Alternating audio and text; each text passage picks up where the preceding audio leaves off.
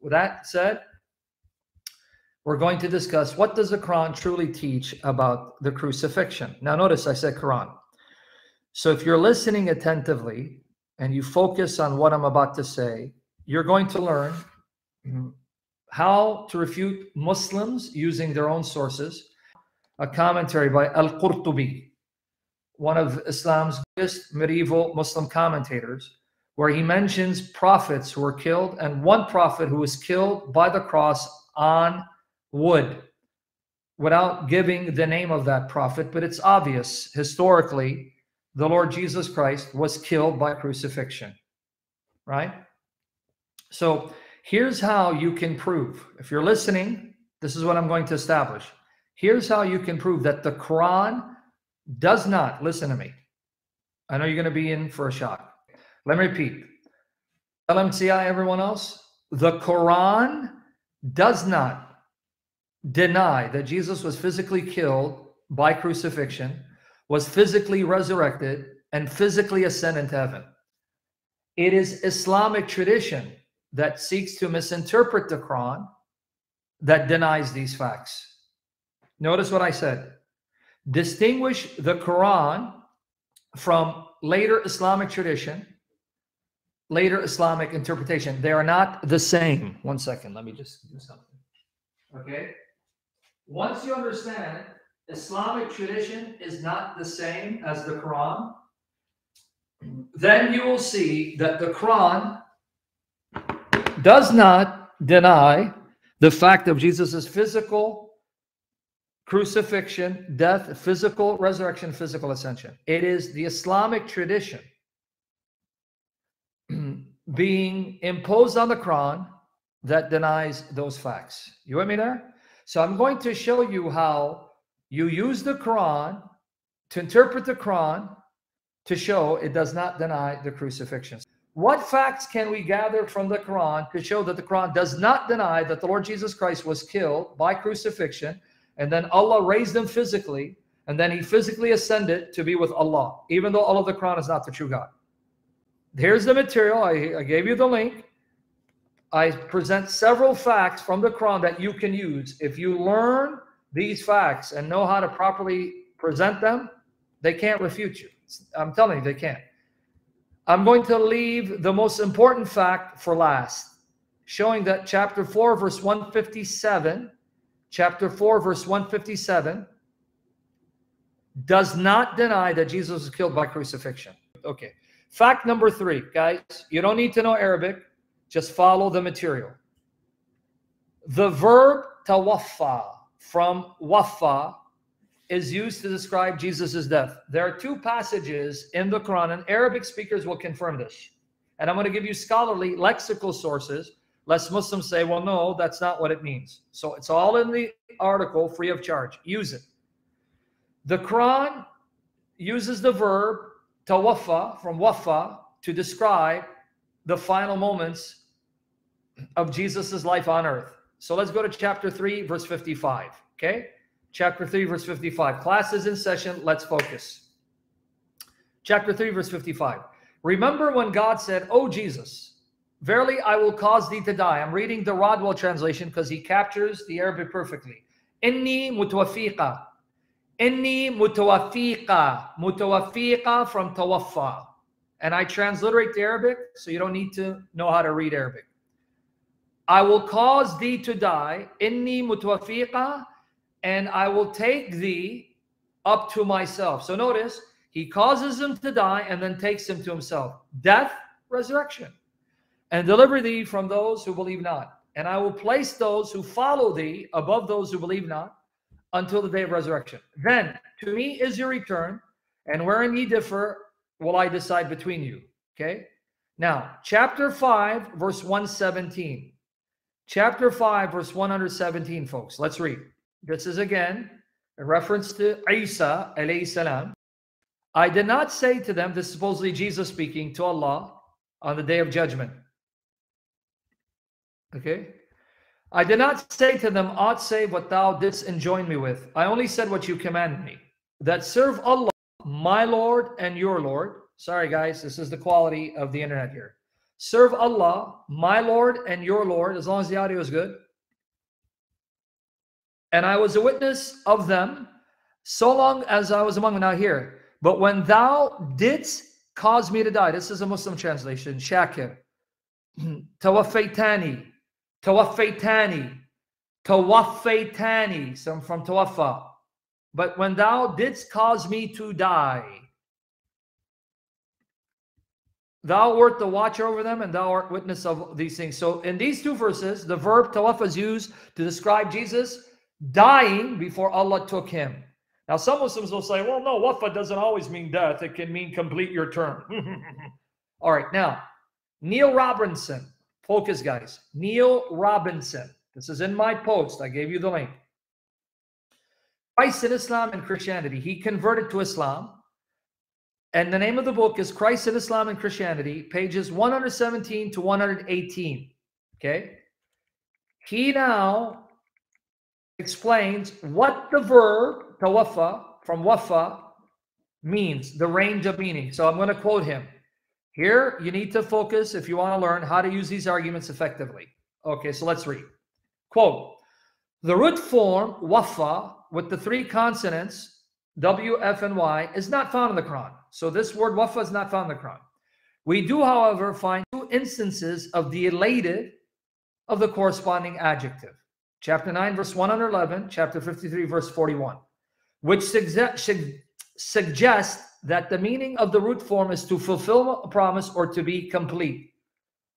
The form to the second form of wafa, notice what he says, occurs 18 times as a finite verb and once as a participle. Now, form 6,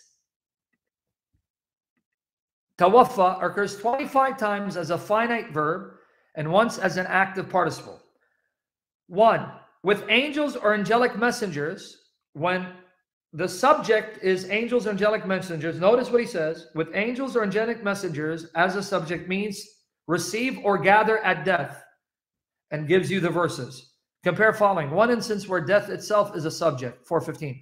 You understand what he said? When the verb tawaffa has the angels as a subject, it means to gather people at death. The angels gather you at death. So it means to die. 2, the second meaning. Pay attention, guys. This is very important. With God as the subject, it seems to mean, so when God is the subject of the verb, when God is the subject of tawaffa, it seems to mean, A, to receive in death. God receives you in death or cause to die. So when this verb is used with God as a subject, it means to receive you at death or cause you to die.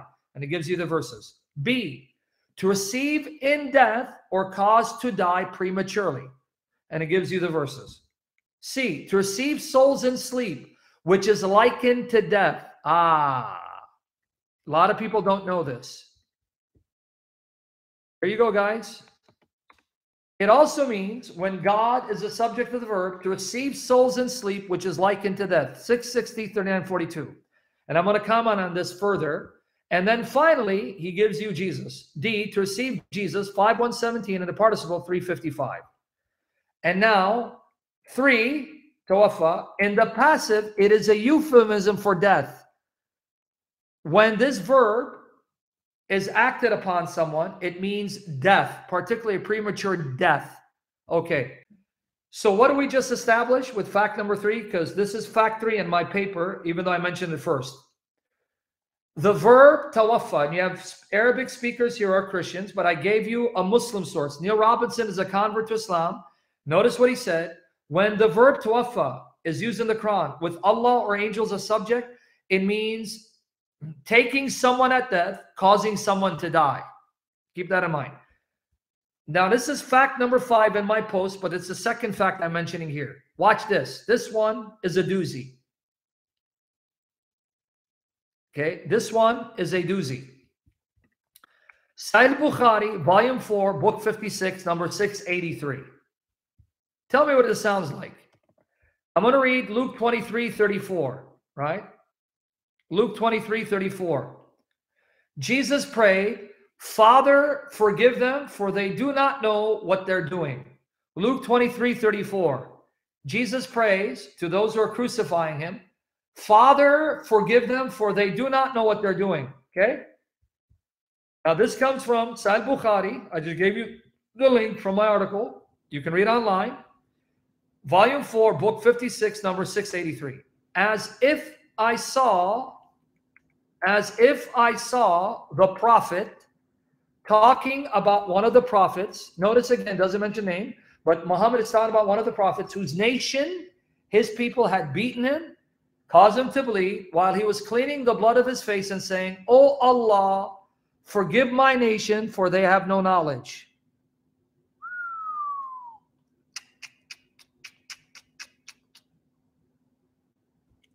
"O Allah, forgive my nation, for they have no knowledge." Luke 23:34, Jesus on the cross, after being beaten to a bloody pulp and whipped to the point of death. "Father, forgive them, for they do not know what they're doing." All right. 32:29. This comes from the English translation of the Sahih collection of Al-Bukhari by Aisha Bewley. Aisha Bewley.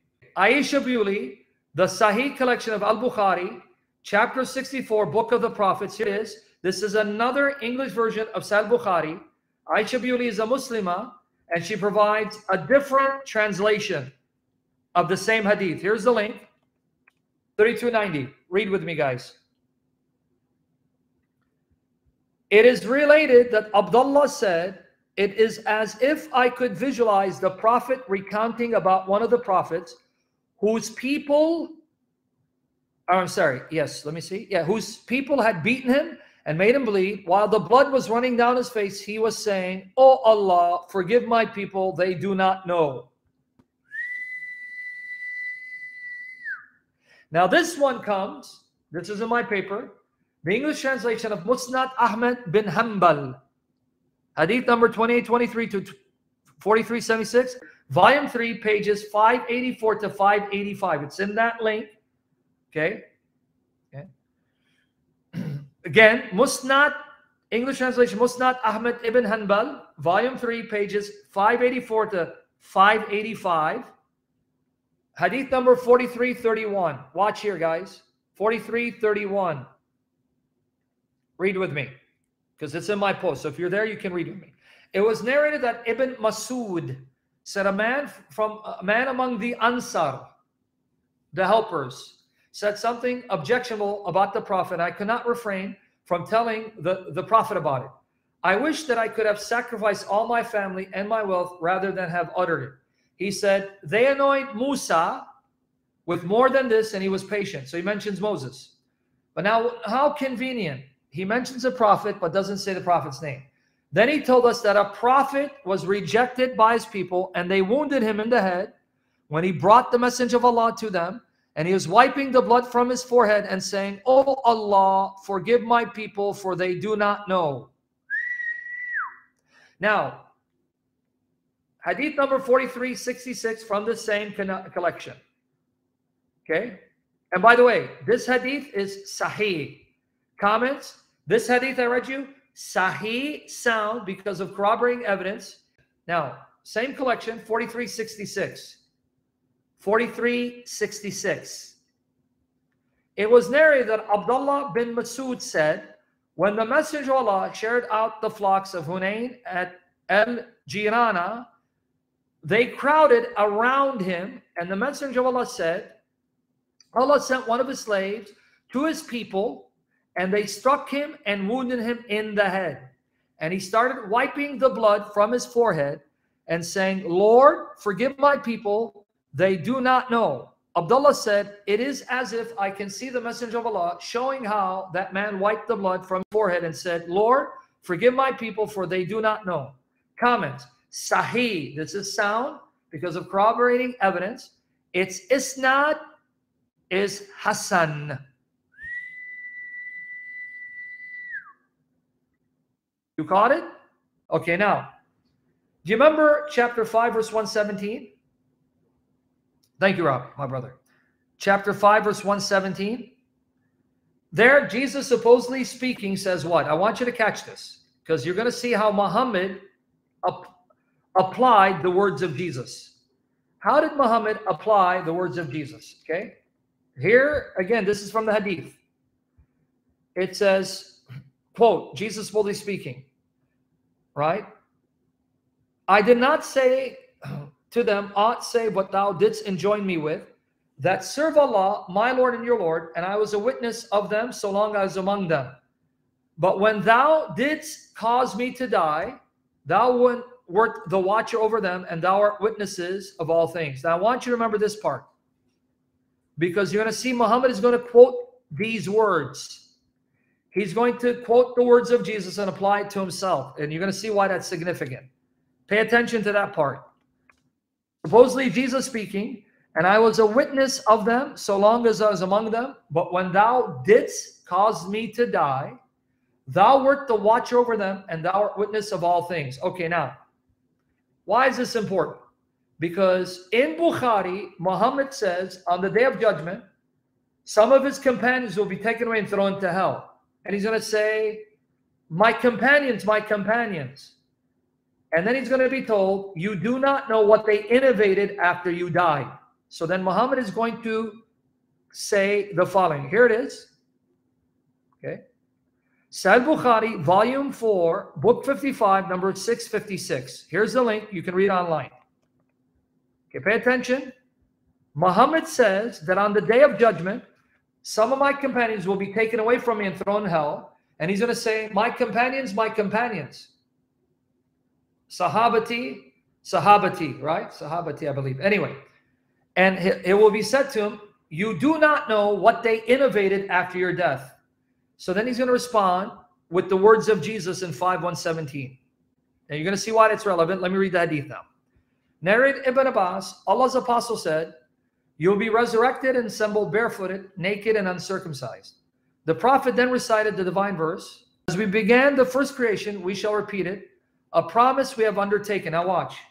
Truly we shall do it. He added, the first to be addressed will be Abraham. Then some of my companions will take to the right and to the left.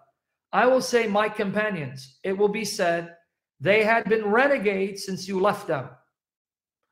So when he's told that, now notice the words of Muhammad. I will then say what the pious slave Jesus, the son of Mary, said, and he quotes 5:117. And I was a witness over them while I dwelt among them. When you did take me up, you are the watcher over them, and you are a witness to all things. If you punish them, they are your slaves. And if you forgive them, you are the Almighty, the All-Wise. So he takes the words of Jesus in the Quran, which Jesus never uttered, and he will say, I was a watcher over them when I was among them. But when you did take me up, you were the watcher over them. Now, folks, it's the same Arabic word. Tawaffaytani. Tawaffaytani. So can I ask you a question? When Muhammad says, I will quote the words of Jesus and say, Tawaffaytani, when you took me up, how did Allah take Muhammad? He's going to quote the same words of Jesus, supposedly Jesus speaking. We know Jesus didn't say those words, and apply it to himself. When I was among them, I watched over them. But when Tawaffaytani, when you tawaffa me, took me up, you were a watcher over them. How did Allah take Muhammad? How did Allah take Muhammad? Guys, help me out. Pedro, you got it, friend. You're listening. That's why you're going to be on fire for Jesus, and may the Spirit fill you and everyone for the glory of Jesus. Okay, Kitty Layson. But now catch the problem. Muhammad is saying, I'm going to say what Jesus said. Like Jesus was taken, I was taken. Uh-oh, Muhammad, you did a boo-boo, because you're using the word tawaffaytani to describe how you and Jesus were taken from the earth. Well, you were taken by dying, meaning Jesus was also taken by dying, because you're quoting his words as applying to you as well. Ouch. So, if Allah took Muhammad, tawaffaytani, tawaffat Muhammad, by causing him to die, and this is the same thing Allah did to Jesus, tawaffaytani, tawaffat Jesus, the way he tawaffat Muhammad. Muhammad's going to quote the words of Jesus to show what happened to Jesus happened to him. That means Jesus must also have been caused to die before Allah took him. One more point, and then the finale. And everything else is in my paper. Guys, if you study the arguments, you'll have all that you need to refute the Muslims. Okay, now, let's go to this one. This one is amazing as well. John the Baptist and Jesus Christ. Yahya ibn Zakaria and Isa ibn Maryam. What do I mean? This would be fact number 2. Fact number 2 in my paper. Here's the link again. Fact number 2. Guys, are you aware? Pay attention, because this is a very important point.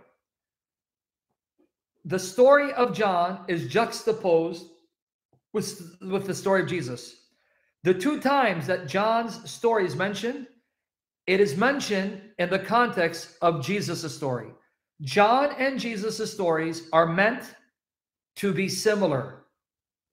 John's story is juxtaposed with Jesus' story because they're meant to be similar. For example, read chapter 3, verses 33 all the way to 56, and chapter 19, verse 1 all the way to 34. There you'll find the birth story and ministry of John mentioned alongside the birth story and the ministry of Jesus. Why?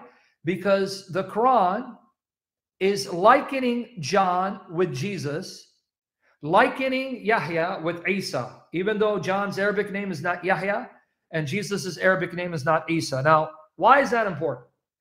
The Quran is showing you that, like Jesus, John's birth is miraculous. Like Jesus, John's ministry is miraculous. And like Jesus, John's death is meant to be similar. The Quran says that John is meant to be graciousness from Allah, like Jesus is meant to be a mercy. In chapter 19, verse 13 of the Quran, it says that John, watch here, is both purity and grace from Allah. Here, let me show it to you. Let me get it. What do I mean by that? Quran, chapter 19, verse 13. 19:13 with 19:21. I want you to see how they're depicted similarly. 19:13. John, Yahya, is said to be what? Watch here. And he is compassion from our presence, Hanan, and purity, Zakatan. So Yahya, John, is compassion, grace, Hanan, and purity, Zakatan, and he was devout. Compare that to Jesus, 19:21. He said, so it will be, thy Lord saith, it is easy for me, and it will be that we make of him a revelation of mankind and a mercy from us. And it is a thing ordained. So John is compassion, Hanan, grace. Jesus is Rahmah.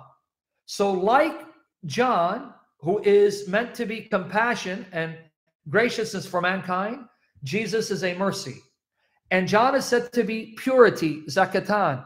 But in chapter 19:19, Jesus is Ghulaman Zakiyan, Zakiya, pure. So John, like Jesus, purity, Jesus is pure. John, like Jesus, he's compassion, graciousness, and Jesus is a mercy. Do you see how they're meant to be similar? They're similar in their births. They're similar in their qualities. One is compassion, graciousness, and purity. The other is mercy and pure. Do you see they are meant to mimic each other, to be similar? So if their births are similar, their characteristics are similar, then it shouldn't surprise you that their deaths will be similar. And surprise, surprise, as Rob Christian pointed out, notice that not only are their births similar, they're miraculous, their characteristics are similar. One is compassion, graciousness, and purity. The other is mercy and pure. Their deaths are meant to be similar. And here it is. Chapter 19, verse 15 of the Quran, and chapter 19, verse 33. Chapter 19, verse 15. John the Baptist, what does it say? Peace on him, John the Baptist, the day he was born, the day he died, and the day he shall be raised alive. Notice, birth, death, resurrection. Same exact language put in the mouth of Jesus, Isa, chapter 19, verse 33. Peace on me, the day I was born, the day I die, and the day I shall be raised alive. Ouch! You just buried the Quran. Surprise, David. Okay, what do I mean? John was born, died, and shall be raised. That same exact sequence is supposed to be true of Jesus. Like John, Jesus is born. Like John, Jesus is supposed to die. And like John, Jesus is supposed to be raised. But the Muslims want to destroy the sequence. With Jesus, they want Jesus to be born, raised, to return to die, and raised again. But that destroys the parallel with John. John was born, he died, and will be raised. That means if they are similar in their births and their characteristics, they must be similar in their deaths. And is it a coincidence that history attests that John died a brutal death? He was beheaded, which means that if John's death is supposed to be similar to Jesus, that means Jesus must also have been killed and died a martyr like John did. You can't escape the parallels. Oh, I forgot this. 1931. I'm going to leave Ibn Abbas for you, brother, because I'm going to go to 150, because Ibn Abbas did say he died for several hours. But I want to just stick with the Quran. I'm using just the Quran to interpret the Quran, lest they say, no, man, when you've got sight Quran, we bury you, man. Why like this? Okay, here's another dilemma. 1931. Here's another dilemma. You ready? Supposedly Jesus speaking again. Here's the other dilemma.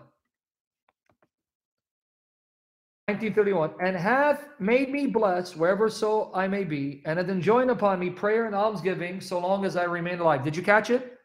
Isa speaking as an infant in the cradle. No, because according to chapter 19, Jesus is speaking as an infant.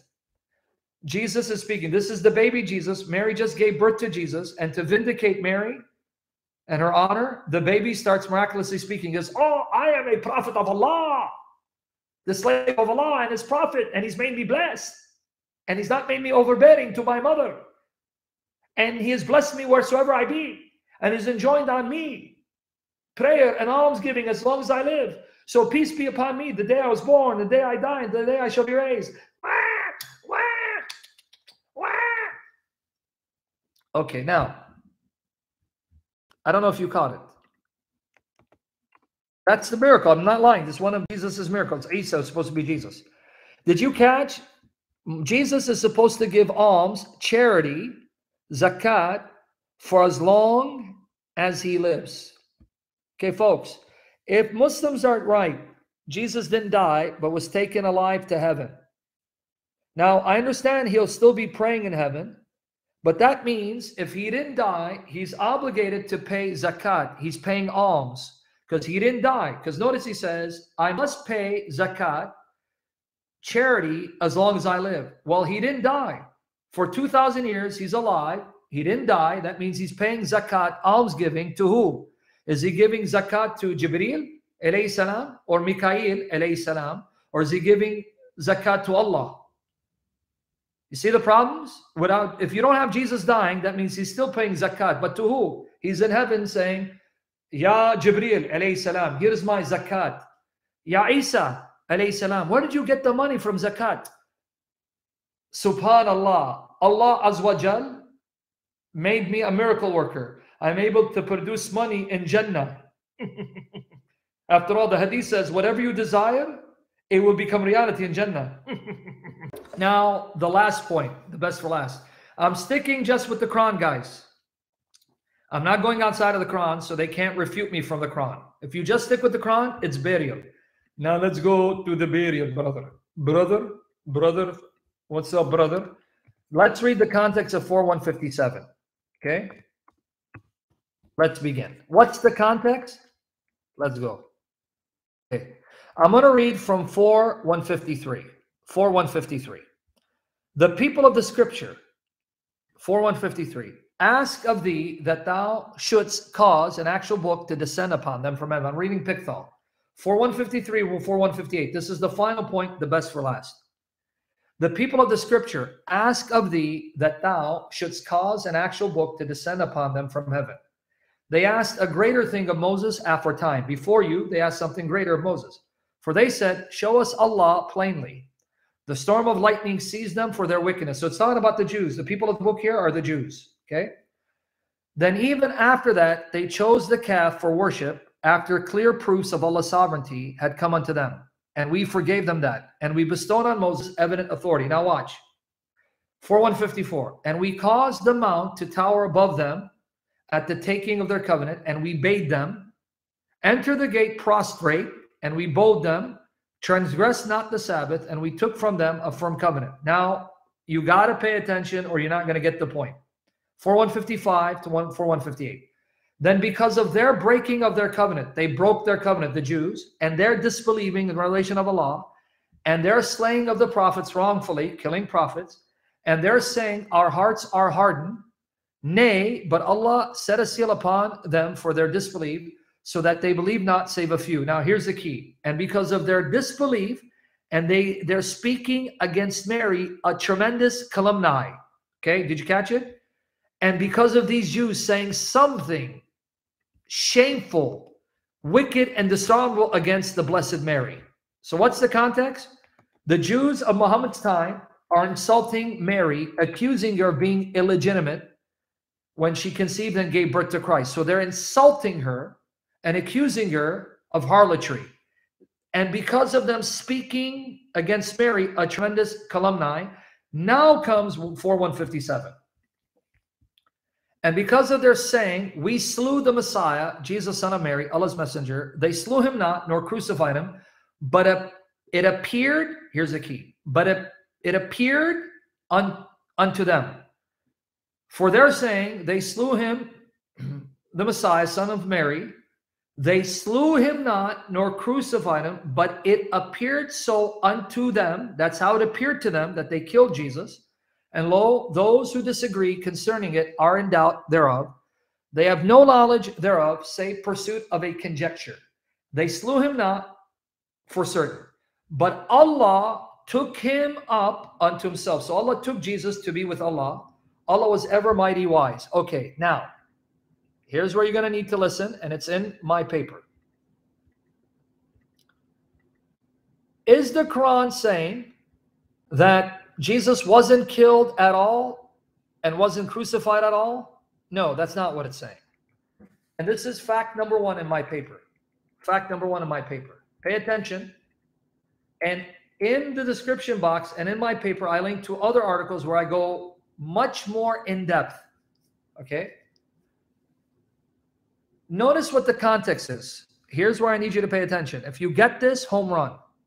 The context is the Jews are telling Muhammad, you want us to follow Jesus when his mother was immoral because she conceived him in immorality and we killed him as an impostor? So the context is, Muhammad, you can't be a prophet because no prophet would enjoin us to believe in Jesus, the son of Mary, as a Messiah, because Mary conceived him in immorality, and we killed Jesus, proving he's a fake. We killed Jesus, the son of Mary, the Messiah, apostle of Allah, proving he's a fake. So the context is, they're telling Muhammad, there's no way Jesus can be the Messiah, and there's no way that his mother gave birth to him miraculously, because we killed him and got rid of him as an imposter. Meaning, if Jesus was truly the Messiah, born miraculously, then the Messiah cannot be killed, but we got your Jesus killed. We got rid of him because we had him killed. You understand what the context is? You understand what the context is? What is Muhammad addressing? He's addressing Jews who are insulting Mary, accusing her of being immoral, that Jesus was born illegitimately, and saying, Jesus, we killed, and yet you want us to believe he's the Messiah? He's dead. We killed him. We got rid of him as a fake and imposter, and his mother did not give birth to him miraculously. That's the context. So what is Muhammad saying? That's how it appeared to you. Now here's where you're going to need to listen, because if you understand this, you can't be refuted. Chronically, you can't be refuted. Muhammad is saying, that's how it appeared to you. It appeared that when you had him killed, that you were killing him because he was a fake Messiah, a false Messiah, and God condemned him to death by your hands. That's how it looked to you. That's how it appeared to you. That by killing him, you got rid of a fake. That's how it appeared to you. But no, that's not why he was killed. And to prove to you that he wasn't killed because he was a fake, God raised him to himself to vindicate that you didn't kill Jesus for the reason you thought he was being killed. You didn't kill Jesus because he was a fake. Allah allowed you to kill him, but not for the reason you think. And to prove that Jesus wasn't killed for the reason you think, God then resurrected him, raised him to vindicate him.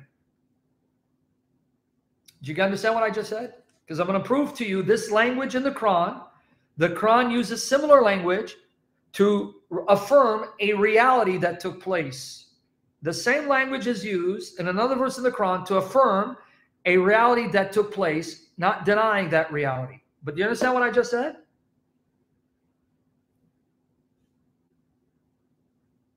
Did you understand what I said? Because I can't give you the example. Let me repeat. The Jews were saying Mary was immoral. She didn't give birth to Jesus miraculously. Jesus is illegitimate. This is the calumny, the insult against Mary that 4:156 is talking about. And besides, we killed Jesus. We got rid of him as a fake. Your so-called Messiah, we killed him. If he's the Messiah, there's no way we could kill him. So much for you believing in Jesus. And so Muhammad says, that's how it appeared to you. You killed him not, nor crucified him for the reason you thought. It appeared to you that the reason why you killed him is because he's a fake. That's how it appeared to you. But no, that's not the reason, because God raised him, resurrected him to vindicate him, thereby silencing your false accusations. No, Omar, you're not getting it because you're not patient, which means I'm going to have to block you if you're not patient, because chapter 8, verse 17 says the same thing, friend. Now notice chapter 8, verse 17, Pickthall, talking about the battle of Badr, where 313 Muslims fought 1,000 pagans at Badr, according to Muslim tradition. Here it is, because you're not patient, Omar, because here you go, chapter 8, verse 17. You Muslims killed them not, but Allah killed them. Same language. You killed them not. And thou, Muhammad, threw not when you did throw, but Allah threw. Okay, wait. What do you mean Muhammad didn't throw? It says when Muhammad threw dust. And Allah said you didn't throw the dust when you threw it. So wait. So he did throw, right? Yeah, he threw, but you didn't throw it. Allah threw it. You didn't kill them, but Allah killed them. So see, you understand the language now? That he might test the believers by a fair test from him. Lo, Allah's here and nowhere. Okay, did you get it now? Okay. You Muslims did not kill them. It's the same in Arabic. Slew them not, but Allah slew them. Now, let me ask you guys a question. Did the Muslims not kill the pagans at Badr? Because it says you didn't kill them, but Allah killed them. Did Allah actually come down? Allah actually come down on a horse with a sword and actually physically kill people? Or was it the Muslims who killed the pagans?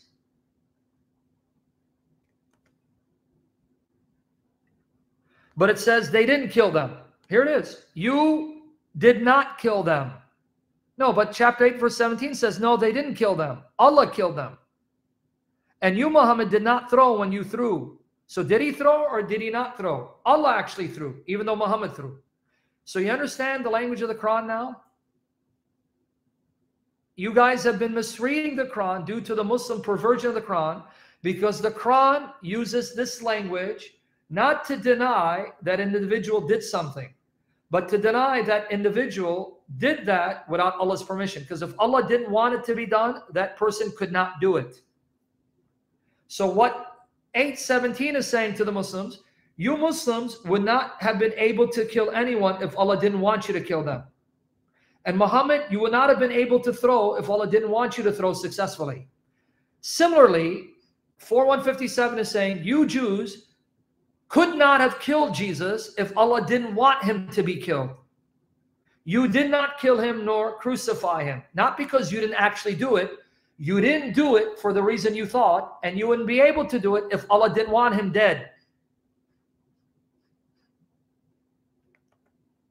Here it is, 817, the same language.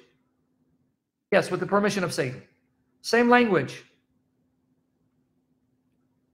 You Muslims slew them not. And in the Arabic is the same. It's kill. Rob Christian can tell you. You can look at another translation. It's kill. You Muslims did not kill them. But Allah, they did. They took swords and killed them. No, no, no. They didn't kill them. I killed them. So wait, you mean you came down personally, appeared in visible shape and took it? No, no, no, no. You're still not getting it. Although they killed the pagans, they would not be able to kill them if it wasn't my will. So that's what it means. They didn't kill them, but I killed them. Meaning, I wanted them to kill them, because if I didn't want them to kill them, no one would die.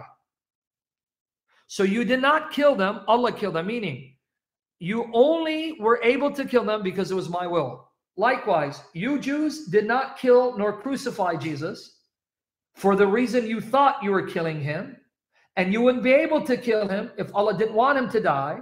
So you killed him because it was Allah's will, and it wasn't because Allah was condemning him as a fraud. No, Allah then resurrected him to vindicate that it was Allah's will for him to die, but not for the reason you thought. That this is not an interpretation I came up with. A Muslim years ago, in a book he wrote, argued for this interpretation. Okay, so now, someone try to refute me contextually. Using just the Quran, refute my exegesis. So if you let the Quran interpret the language, Jesus was killed, and then Allah raised him physically, bodily to vindicate him, and took Jesus physically, bodily to dwell with him where he's been for 2,000 years. Even though Jesus of the Quran is a fraud. It's not the real Jesus. Everyone got it? These are the facts. Now, the Quran does not tell us why Allah allowed Jesus to be killed.